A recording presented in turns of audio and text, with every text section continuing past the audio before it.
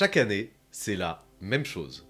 On prend des résolutions au nouvel an, et quelques semaines plus tard, la majorité sont abandonnées.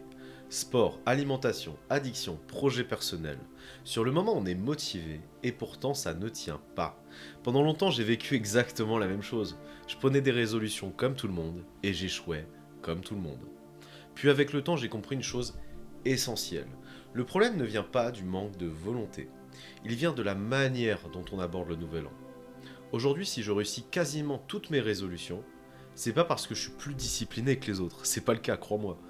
C'est parce que j'ai changé ma façon de vivre ce moment précis. Et ça passe souvent par un choix qui surprend souvent. Je passe la plupart de mes nouvel an seul. Parfois à deux, parfois en soirée, mais toujours avec la même intention. Pas parce que la fête est mauvaise, pas parce que sortir est un problème, mais parce que j'ai compris que le nouvel an n'est pas un moment pour faire comme d'habitude.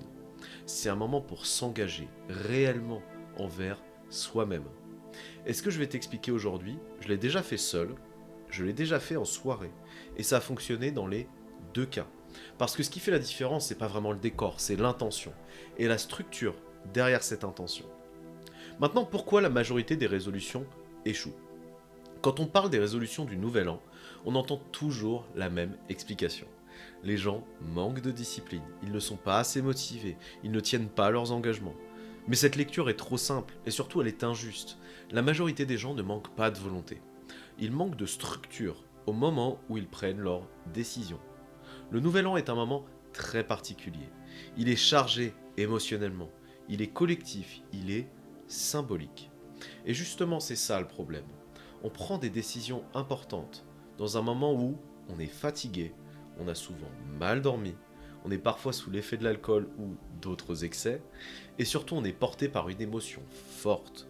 Sur le moment on se sent motivé, mais cette motivation n'est pas solide, elle ne repose pas sur une réflexion claire, elle repose sur un élan. Un élan par définition, ça dure pas. C'est pour ça que beaucoup de résolutions commencent par des phrases comme cette année je m'y mets vraiment, cette fois c'est la bonne, je change tout. C'est pas des engagements, c'est des intentions floues. Le deuxième problème arrive juste après. Au lieu de choisir, on empile. Sport, alimentation, travail, relations, addiction, finances. Tout est mis sur le même plan, sans hiérarchie. Le cerveau humain, il fonctionne pas comme ça, tu le sais. Il sait pas gérer 10 chantiers majeurs en même temps. Quand tout est prioritaire, plus rien ne l'est. Résultat, surcharge, fatigue mentale, abandon global. Et c'est là que beaucoup se trompent encore une fois. Ils pensent avoir échoué parce qu'ils ne sont pas faits pour ça. Alors qu'en réalité, ils ont simplement mal conçu leur approche. Changer sa vie ne demande pas d'être plus dur avec soi-même. Ça demande d'être plus intelligent dans la manière de s'y prendre. Et c'est exactement à ce moment-là que j'ai compris. Le vrai problème n'était pas la résolution en elle-même, mais le moment et la façon dont on la prend. Pourquoi j'ai changé ma façon de vivre le nouvel an?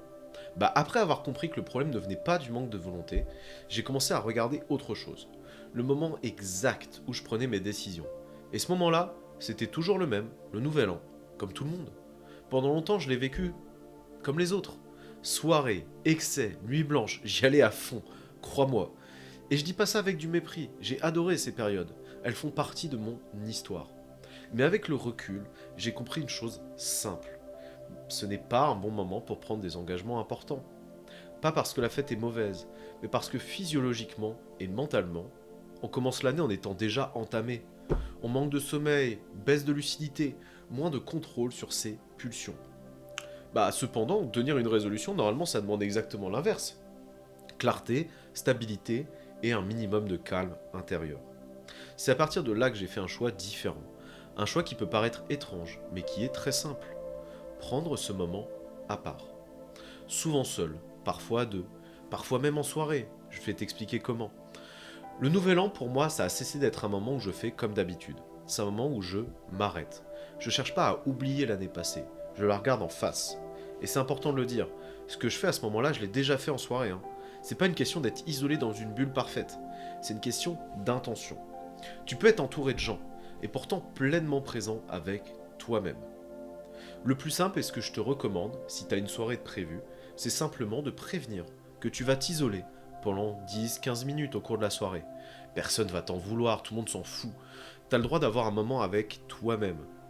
Ce que j'ai changé, c'est pas le décor, c'est l'état dans lequel je prends mes décisions. Et quand j'ai commencé à respecter ça, les résolutions ont cessé d'être des promesses abstraites. Elles sont devenues des engagements réels. Et je vais t'expliquer comment. Déjà, il faut faire le bilan et se réconcilier avec soi-même. Après avoir changé ma façon d'aborder le nouvel an, je me suis rendu compte d'une autre chose essentielle. La majorité des gens veulent changer sans vraiment savoir d'où ils partent. On veut tourner la page, on veut effacer l'année passée, faire comme si elle n'existait pas. Mais tant que tu ne comprends pas ce que tu répètes, tu es condamné à le revivre. La semaine qui précède le nouvel an, ou les quelques jours, je prends donc volontairement le temps de m'arrêter. Vraiment. Je prends une feuille, pas une application, pas une note dans le téléphone, une feuille et un stylo, et je fais le bilan de l'année écoulée. Pas un bilan idéalisé, pas un bilan où je me démonte non plus, un bilan honnête, ce que j'ai réellement fait, ce que j'ai évité, ce que j'ai repoussé, et les moments où j'ai été juste avec moi-même, et ceux où je ne l'ai pas été. Ce moment est inconfortable, mais il est indispensable, parce qu'écrire oblige à ralentir, à être précis, à ne plus se cacher derrière des formulations vagues. Sur le papier, il devient beaucoup plus difficile de se mentir. Et ce bilan, il n'a pas pour but de se juger, il a pour but de se comprendre.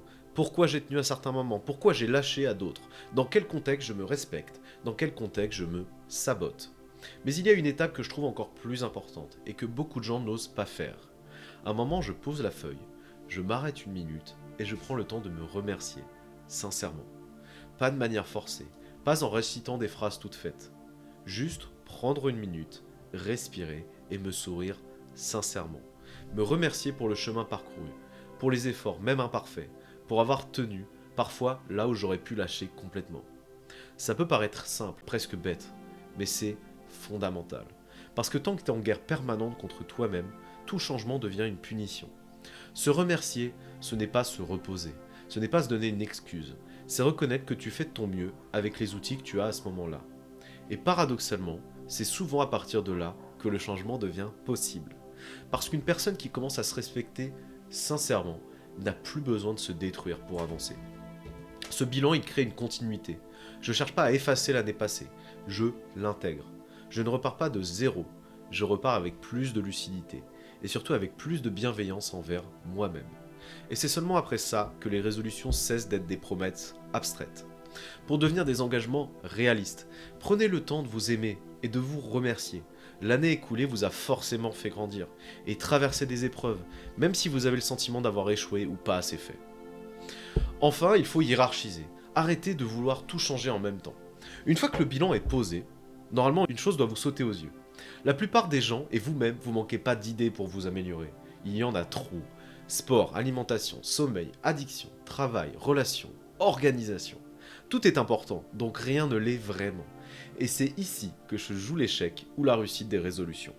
Pendant longtemps, j'ai fait exactement la même erreur que tout le monde.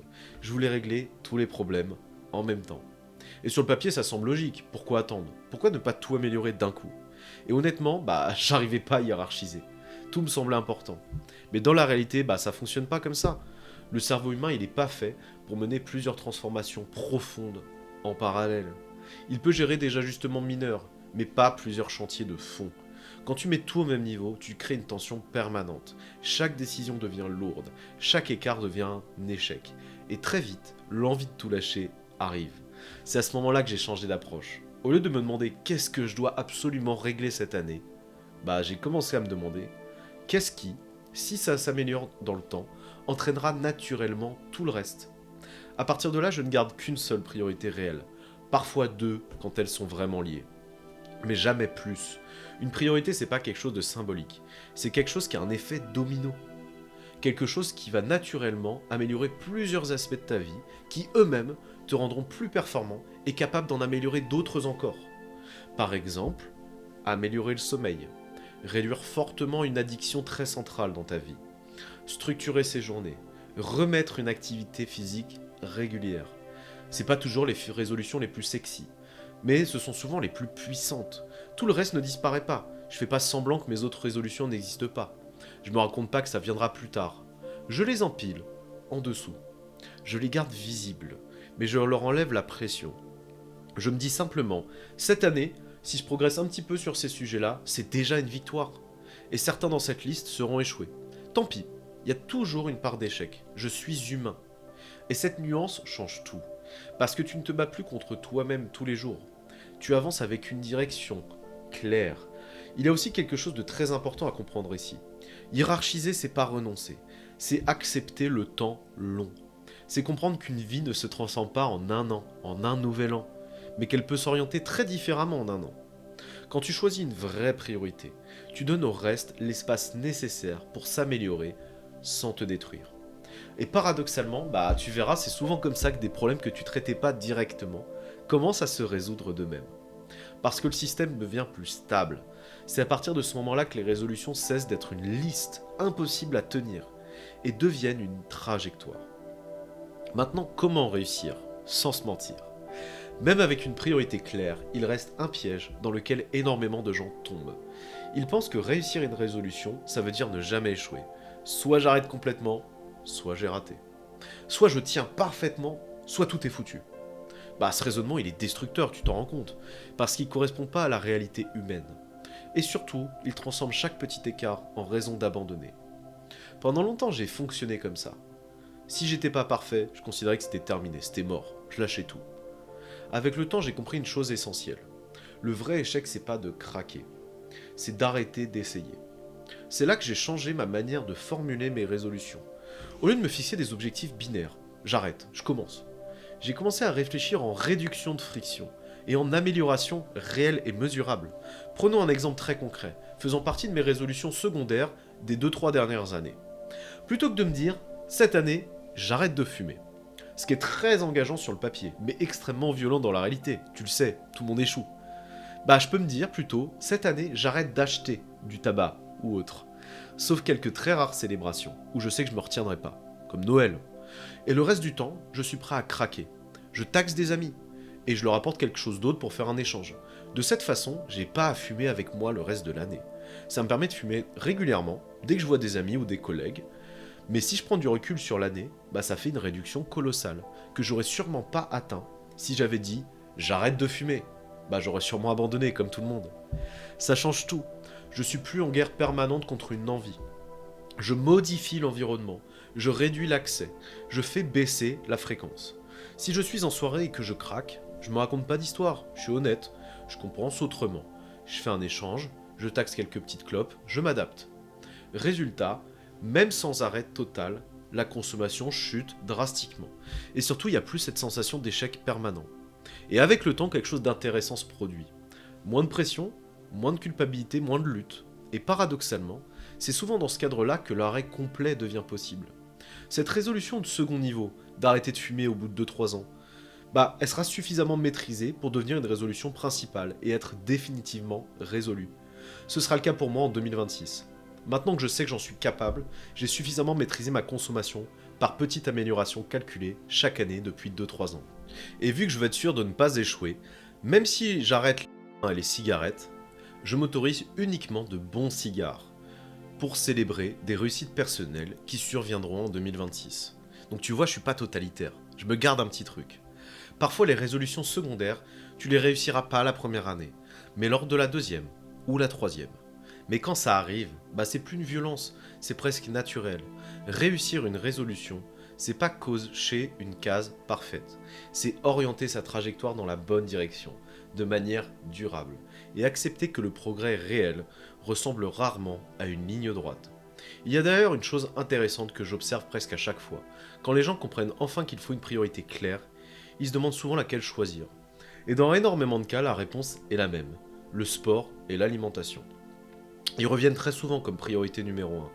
Pas parce que c'est à la mode, mais parce que c'est des leviers globaux. Moi, ça a changé ma vie. Quand tu bouges régulièrement, quand tu manges mieux, c'est pas juste ton physique qui change. Ton mental devient plus stable, ta clarté augmente, ton sommeil s'améliore, ton énergie remonte. Très souvent, les addictions diminuent d'elles-mêmes. La confiance en soi revient et la discipline devient plus naturelle. Je dis pas ça en théorie, je l'ai vécu personnellement et ça a radicalement changé ma vie. C'est aussi pour ça qu'aujourd'hui, j'accompagne des personnes sur ces sujets et je vois exactement les mêmes effets se reproduire chez de nombreux clients satisfaits. Pas parce qu'ils deviennent parfaits, mais parce qu'ils choisissent une priorité claire et qu'ils s'y tiennent dans le temps. Si tu te reconnais dans ce que je dis, et que tu te dis que cette année, le sport et l'alimentation pourraient être ta priorité numéro 1, je propose un accompagnement personnalisé sur ces sujets, j'y suis formé. Le rendez-vous découverte est gratuit, il sert simplement à faire le point, voir si c'est pertinent pour toi, sans engagement. Et pour marquer le début de l'année, avec le code 2026, j'offre 20% de réduction sur les 3 premiers mois de coaching. Je peux t'aider à prendre du muscle, de la force, de la performance, exceller dans ton sport, mais aussi commencer une activité sportive, perdre du gras, vaincre tes troubles alimentaires et aimer ce que tu vois dans le miroir. Je te laisse mon Instagram, mes DM sont ouverts, sinon tu trouveras mon email en description. Et maintenant, il reste un point crucial à comprendre. Même avec une bonne priorité, beaucoup de gens échouent encore. Pas parce qu'ils confondent réussite et perfection. Addiction, temps long et transformation réelle. Si l'approche que je t'ai présentée, elle m'a autant marqué et servi, c'est parce qu'elle ne s'est pas appliquée qu'à un seul domaine. Elle a fini par transformer l'ensemble de ma vie.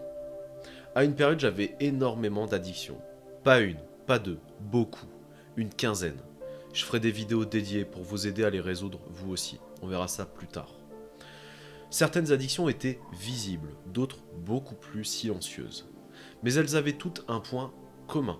Elles servaient à compenser. Compenser le stress, le vide, la fatigue mentale, l'insatisfaction. Pendant longtemps, j'ai essayé de tout arrêter d'un coup. Et à chaque fois, ça se passait de la même manière. Je tenais un temps, puis tout revenait, parfois encore plus fort. Avec le recul, j'ai compris pourquoi. Les addictions ne sont presque jamais isolées. Elles fonctionnent en réseau.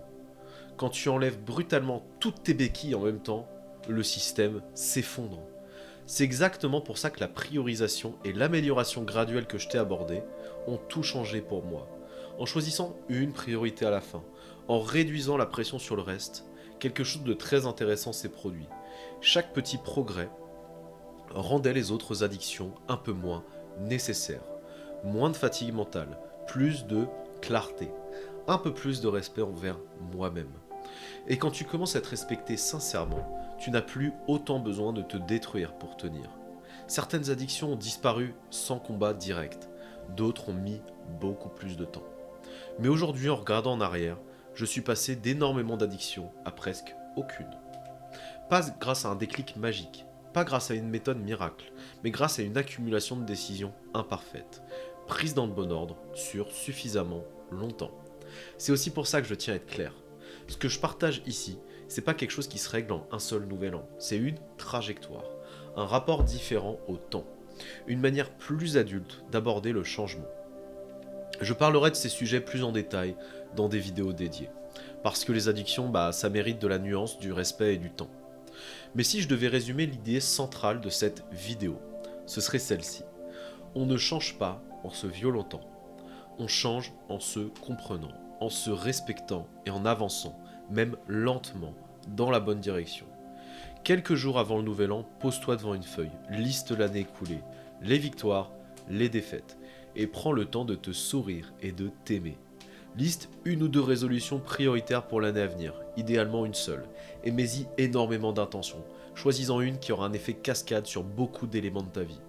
Ensuite, liste toutes tes résolutions secondaires, idéalement hiérarchisées. Pour chacune, essaye de trouver des solutions graduelles et réalistes. Rappelle-toi de mon exemple sur les cigarettes. Une fois que c'est fait, relis ta liste régulièrement et avec bienveillance au fil des jours, avec impatience de t'accomplir encore plus. Et le jour du nouvel an, si t'arrives pas à faire le choix d'être seul, préviens ton entourage, choisis 15 minutes pour t'isoler. C'est bien plus important que tout le reste, et dans le fond tu le sais. Alors fais-le. Relis ta liste une dernière fois, prends le temps de te sourire et de t'aimer sincèrement. Te remercier pour tout le chemin parcouru l'année dernière et depuis ton enfance. Engage-toi sur ta résolution prioritaire et progresser sur la majorité des secondaires, avec un plan solide et intelligent. Et enfin, accepte que tu échoueras certaines résolutions car tu es humain. En conclusion, choisir l'intention plutôt que l'illusion. Le nouvel an est souvent présenté comme un moment magique, un reset, un nouveau départ. En réalité, c'est ni magique ni automatique, c'est simplement un moment symbolique. Et comme tous les moments symboliques, il peut être vécu de deux façons, soit comme une illusion de changement, soit comme un vrai point d'engagement. Ce que j'ai appris avec le temps, c'est que réussir ces résolutions, ça dépend pas de la volonté, ni du cadre parfait. Ça dépend de trois choses simples. Prendre le temps de regarder honnêtement l'année passée. Choisir une vraie priorité et avancer sans se mentir. Que tu passes le nouvel an seul, à deux ou entouré, c'est pas le point central. Ce qui compte, c'est l'intention avec laquelle tu prends tes décisions. T'as pas besoin de tout changer cette année. T'as pas besoin d'être parfait. Si tu fais un pas dans la bonne direction et que tu t'y tiens assez longtemps, le reste suivra. Crois-moi. Et si ce genre de vidéo te parle, prends le temps de t'abonner. Ça m'aide à me développer. En 2026, j'aurai de cesse que de produire du contenu pour t'aider à t'améliorer sur autant d'aspects que possible. Sport, addiction, sommeil, confiance en toi. De plus, ces vidéos, ça demande beaucoup de travail. Alors s'il te plaît, prends le temps de liker. Souhaiter une belle année en commentaire, par gentillesse et pour le référencement. Et partage cette vidéo à tes amis.